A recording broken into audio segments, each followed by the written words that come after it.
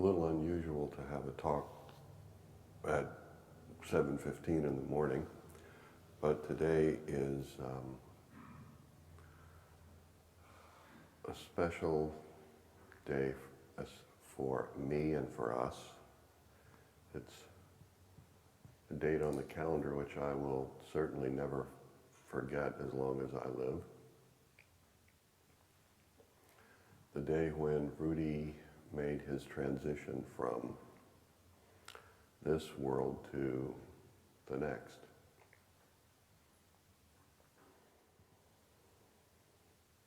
Rudi was really a remarkable figure in the history of American spirituality anyway, but maybe in a lot of other ways, because he was the first American that I know of, and I've been around in this for a long time now, to go to India, establish a connection with a profoundly accomplished spiritual person in Nityananda and in Muktananda, and to come back to America and share that experience very openly in New York at a time when America itself was in a profound cultural transformation.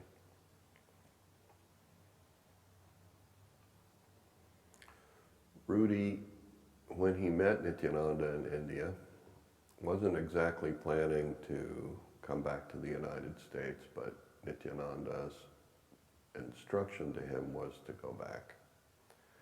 And as he was getting ready to go back,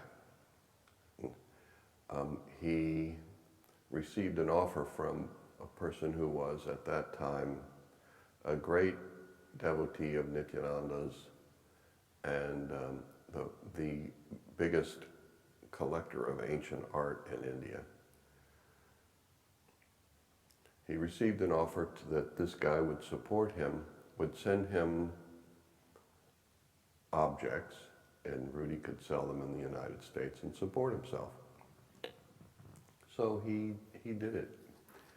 And Rudi, in his life, was the primary source, and I'd say the source for 90% of the Indian, Nepalese, Tibetan, Burmese, Thai, Indonesian, Chinese, Japanese, and Korean art in public collections in the United States. If you went through a museum in the United States, a major museum, because the smaller museums collect differently. If you went through a major museum, you'll notice that they all have tags on, and they'll have a name on the piece to identify it. And usually at the bottom of that, or at the end of a string of information, there's a date, and that's the collection date. And any date that was anything that was collected prior to 1973 was probably collected directly from Rudi. And if it was later, then it was collected from someone who had collected it from Rudi. As an example, the Hiromanic collection, which makes up the 100% of the Asian collection at the Los Angeles County Museum, was all brought in by Rudi. And Hiromanic, who was he was a great collector and an industrialist and an enormously wealthy Persian guy, used to be in Rudi's shop once a week. And I could run down a list of the major museum curators at that time who were all in Rudi's shop at least once a week. And at the moment, the guy's name escapes me, but the writer of the primary Asian art textbook, which is still used in colleges today, was a great friend of Rudi's, the curator at the Cleveland Museum of Art who was always in Rudi's store. By the end of his life, we were unloading 2 shipping containers full of objects every week. And it was astonishing to live in that. You know, coming from Indiana, where works of art were not very common.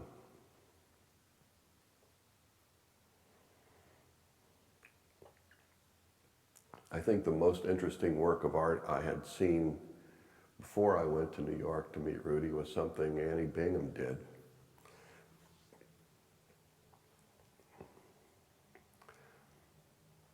It was really an extraordinary experience, and one that has clearly influenced the way we live today. But Rudi also was not just a great appreciator of art, of Asian art, but he was also a great appreciator of the theater and of music. And because of that, I think every major artist in New York in that period of time was also a friend of Rudi's and a client of Rudi's and sometimes a student of Rudi's.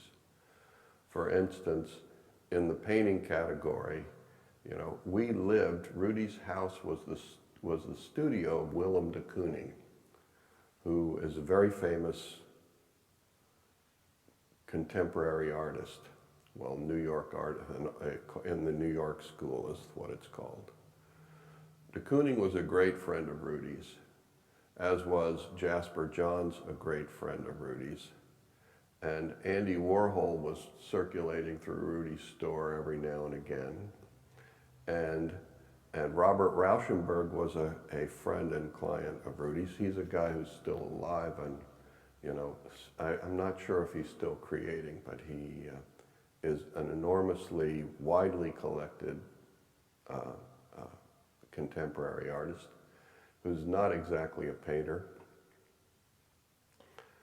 And there were so many more famous artists that were circulating around Rudi, as well as, you know, Miles Davis was a student of Rudi's for a while. And I mean, I could actually, and actors, and yada, yada, yada, and theater people. There was this whole extraordinary creative flow moving around Rudi that it didn't just encompass spirituality, but encompassed every highly developed form of creative expression that human beings could engage in.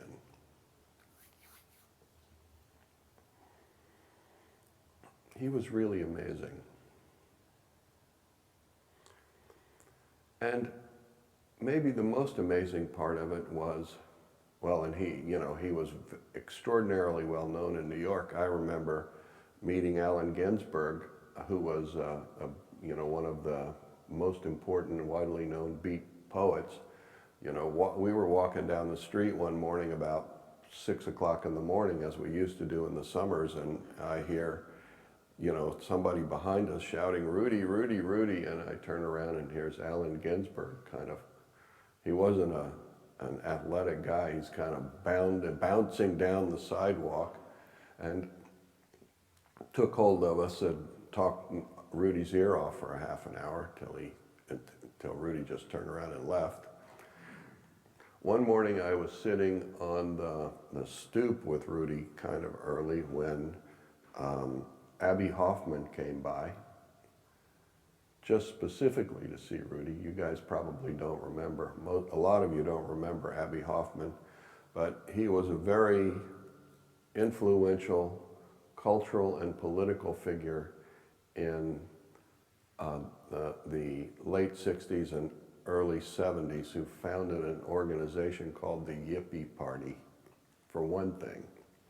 But he was also one of the Chicago Seven, who, you know, confronted the Chicago police and the im- I don't know, and the policies of the pro-Vietnam War politicians in 1968 at the Chicago Democratic Convention.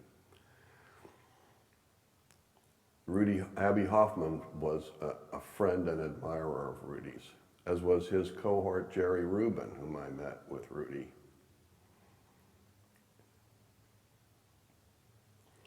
And on the other side of the spectrum, Daniel Moynihan was a close friend of Rudy's, who was he had some cabinet position in Lyndon Johnson's administration and in Richard Nixon's administration, and he was a senator from New York for a long time. One day, while Rudi was in his store, talking with Patrick Moynihan and Julie Christie, who was a very famous actress in those days. An old woman, this little old Jewish lady who used to come in the store and fetch about something at least every other week. And she was a major pain in the ass. This was my take on her. It was never anybody who I wanted to see coming in the store. She always had some complaint. And this particular day, Rudi was talking with these people, and they were looking at an unbelievably beautiful Tibetan bronze. And this woman came in, and Rudi turned away to talk to her. And what she had come for was to buy a wedding present for somebody, a close relative. I've forgotten exactly the who. So Rudi sat there, and Rudi asked her, "What do you want to spend?" She said $50.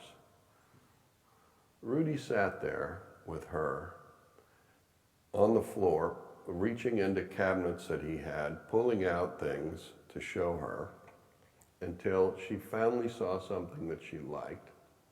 It was a Chinese vase.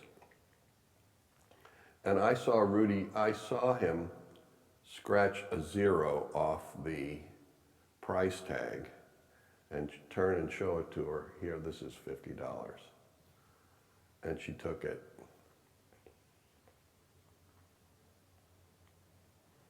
And he must have spent like 20 or 30 minutes with this woman, while these very famous people who were looking at something very expensive, they were looking, but they were waiting for him.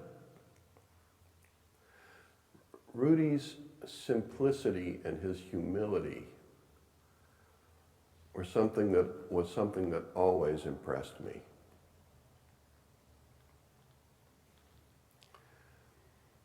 He was always ready to drop everything for the sake of making contact with another open heart.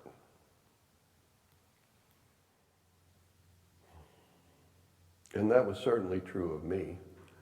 I walked into Rudi's store about 43 years ago, almost in about this time of year. And I had just left a very disappointing, depressing, academic experience at Indiana University. An experience that I knew whatever it had trained me for, whatever kind of life it had prepared me for, was not a life that I could live in. And so I had after, I think what really finished me off was a job interview I had at Travers Insurance. I think going there and having that job interview, I realized that there was no life there for me. And so leaving that, I focused on yoga, which I had started practicing a couple of years earlier in Bloomington during the cultural and political wars of 1968 and 1969.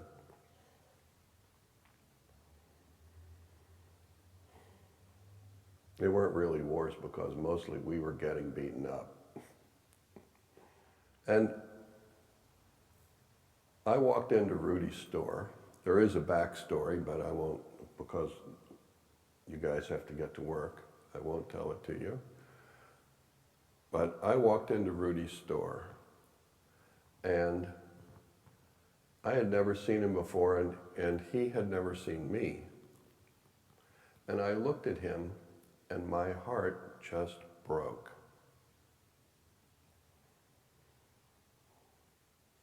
And my knees got all wobbly, and I started having this experience, and tears started coming out of my eyes, and Rudi walks up to me, and I'm hearing noises like cannons and bells, and seeing lights, and I'm getting really completely dizzy. And Rudi, having never seen me before, put his arms around me and hugged me and said, "I'm really glad you're here, but you're 2 weeks late, you schmuck. Where in the hell have you been?" That spun me. I had nothing to say to that, or in fact, anything else that happened for the next 6 months. He then took me in the back of his store, this store which was filled with paintings and statues, and stone carvings, and bronze castings, and porcelain from Asia. Some of it was like, there was one piece that was 15 feet long, a 15th century Burmese reclining Buddha. There were Japanese, seated Buddhas from the 12th century that were like 12 feet high. There were paintings, that dated back. Rudi had screens and paintings in his shop that dated back to the 12th century in Japan. He had stone carvings that dated back to the 4th or 5th century. I'm walking in this environment, and Rudi takes me to the back and makes me a cheese sandwich and a cup of coffee. He said, "Have you eaten?" I said, "No." He made me a cheese sandwich and a cup of coffee, and when I'd eaten that, I asked him what I could do, and he handed me a broom and said, "Start sweeping," which I did. He had the capacity to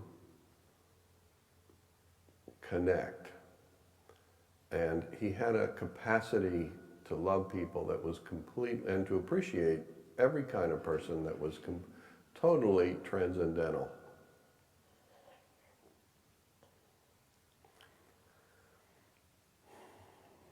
Rudi supported me. Was because of Rudi. He opened in me the possibility of finding a life that I could actually live in. Rudi was extremely disciplined. He was very intense. He was demanding. He was a seriously no bullshit kind of person who nobody fucked with. Pardon my French. Because, he was very extremely clear about what he was doing, and he didn't deviate a centimeter. And he was totally, totally committed to growing. He wasn't committed to creating an ashram. He wasn't committed to developing a bunch of students. He wasn't interested in the religion business at all. He was interested in spiritual growth and totally committed to it, to the degree that he worked so hard that he worked himself out of this life 41 years ago today. And I remember so clearly because I was sitting with him that day in his gallery,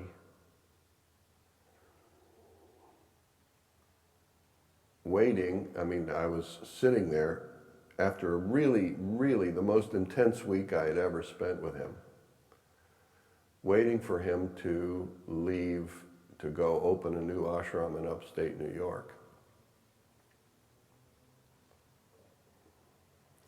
And I was going to go with him.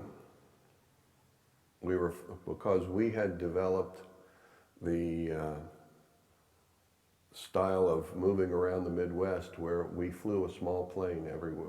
We used to go from Bloomington to Indianapolis to West Lafayette to Oxford, Ohio to Ann Arbor, Michigan to, God knows where, to Knoxville, Tennessee, and all over the place. In all the traveling around I was doing and teaching in those days, I flew in a small plane. And somebody in New York who was Rudi's driver there, typically, got all jealous and decided he was going to get his pilot's license too and start flying Rudi around the East Coast. So this guy got his pilot's license, and it was his first flight ever with passengers after he had done his 40 solo hours.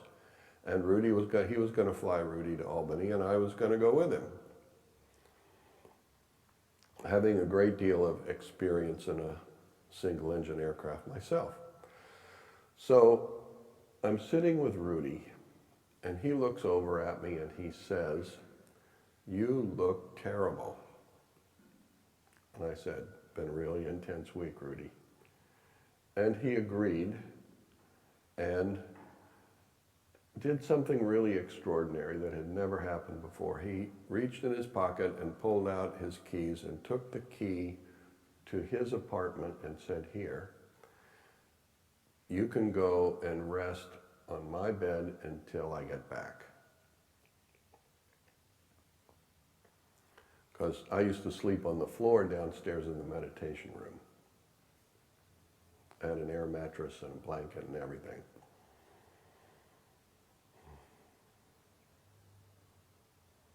We didn't have bedrooms in those days.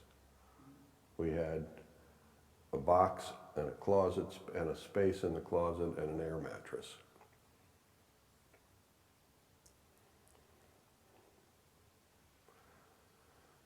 So then it became time to leave, and I remember so clearly even today walking to Rudi said, so I was suddenly off the flight. And so, okay, fine, Rudi's going to leave. I walk with him from the back to the front of the store, and I'm standing in the doorway, and the station wagon that was going to drive him to the airport was there, and the door was open waiting for him to get in, and it was really light rain, and the end of February in New York, so it was getting a little dark at 3:30 already, 4 o'clock, and I'm standing in the doorway of Rudi's store, and I just start crying.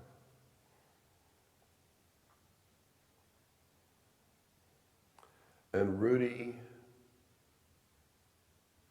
looked over at me and like, "What?" And I said, "Rudi, I feel like everything that is alive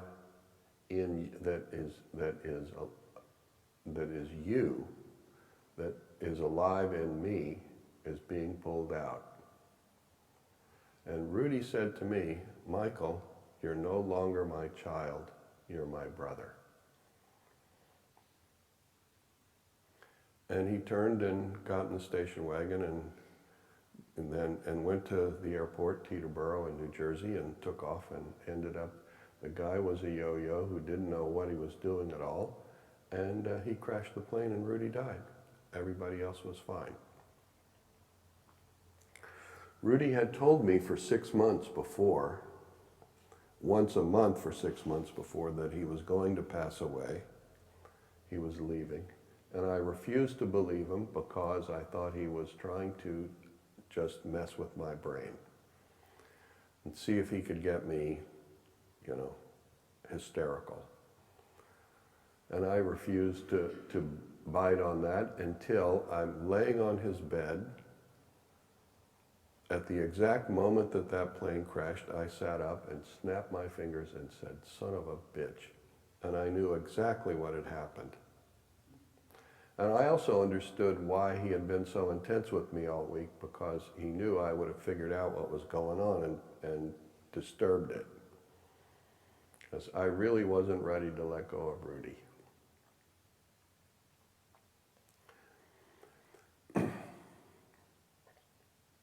Rudi passed away.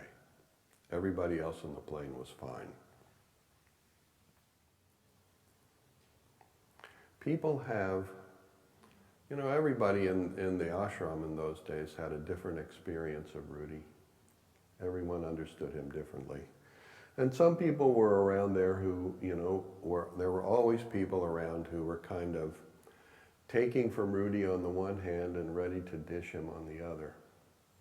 And so I remember I wanted to tell you a story that the first 3 or 4 days I was there, I was sweeping the steps in front of the house and the sidewalk, because at that point in time, 10th Street between 3rd and 4th Avenue was not a very good part of Manhattan. Now every part of Manhattan is crazy expensive and has been mostly 99% gentrified. But in those days, there were still bums that lived under the stairs, and it could get pretty messed up. And so I used to regularly sweep the stairs. And I was standing outside before class one evening, sweeping the stairs, when this heavy-set guy walked up to me named Hans. And Guy knows him. Maybe Govind, did you know Hans? He was a Muktanandite.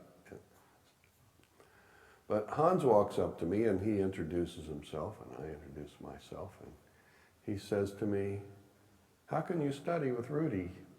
He's so fat." Which I thought was really strange, but I said to him, Hans, when I look at Rudi, all I see is love. And that's what I'm here to learn.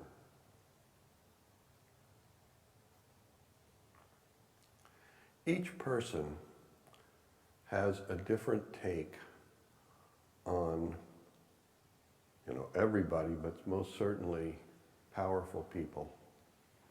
And the only thing that we're really here to do, the only thing I really learned from Rudi, the only thing that we're here to do is to learn how to love. And to learn how to live a life that is an expression of the love that is alive in our hearts, that is the essence of our life. Love transcends the mind. Love transcends the tensions. Love not only transcends the wants and needs, it fulfills the wants and needs. And without love, any want and need that you ever think you've gotten fulfilled will end up leaving you feeling empty. Because it is only love that fulfills. It is that same love at the core of our human lives which has, by its phenomenal potentiality, manifested this entire universe.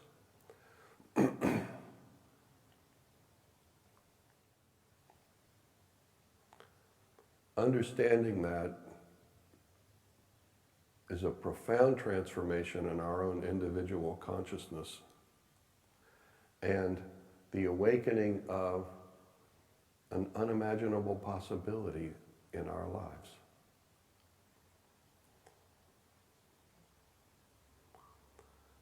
And I promise you, wherever it was you grew up, whatever high school you went to, you were never, ever, it is not possible to reach that state from where we come from.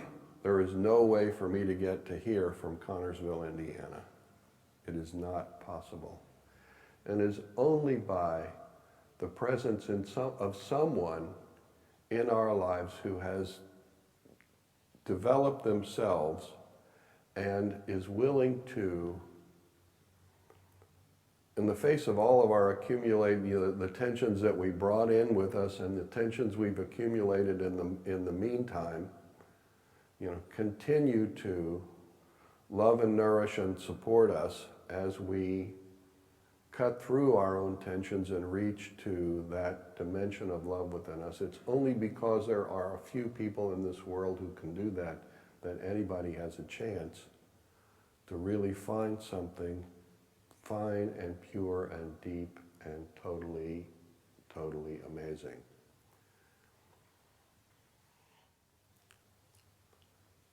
Nityananda was that for Rudi. Rudi was that for me. And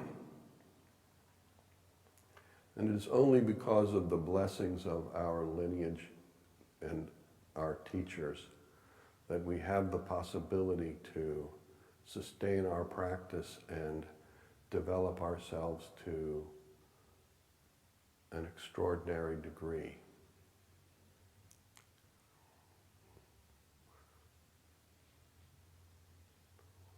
To have a life worth living in.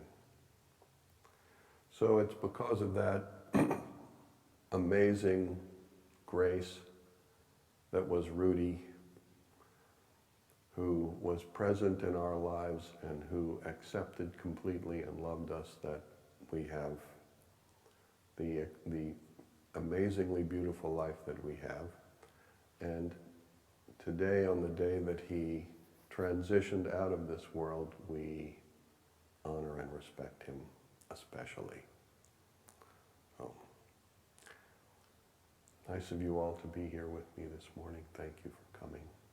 Namaste.